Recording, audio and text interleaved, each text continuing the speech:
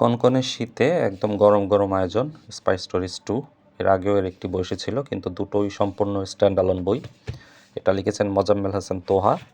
এটা উনি লিখেছেন 80-র দশকের দ্বিতীয়ার্ধে যে কোল্ড ওয়ার ছিল, সেই কোল্ড ওয়ারের অনেক স্পাই যারা ছিল দুই পক্ষের, তাদের কাহিনী নিয়েই মূলত লেখা। মূলত একজন ডাবল এজেন্টের কাহিনী এটাতে উঠে এসেছে, এবং উনি এটা লিখেছে আমেরিকান এবং রাশিয়ান লেখকদের একাধিক বই অবলম্বন করে।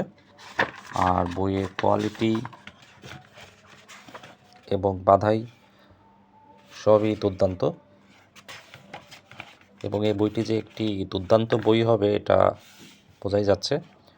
এখানে চরিত্র পরিচিতি আছে, বা বেশ এই জিনিসটি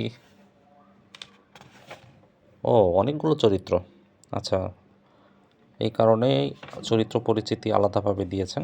তো বইটি একটু দুর্দান্ত বই হবে। যারা স্পাই থ্রিলার পড়তে পছন্দ করেন তারা নির্দ্বিধায় এটা পড়তে পারেন। আর এটা আমি এটার সিনপসিস পড়েছি, এবং যতটুকু জানি যে বইটি খুবই ভালো, এবং এটা একটা ভালো বই হতে যাচ্ছে নিঃসন্দেহে। তো যারা থ্রিলার মানে স্পাই থ্রিলার পছন্দ করেন তারা নির্দ্বিধায় পড়তে পারেন।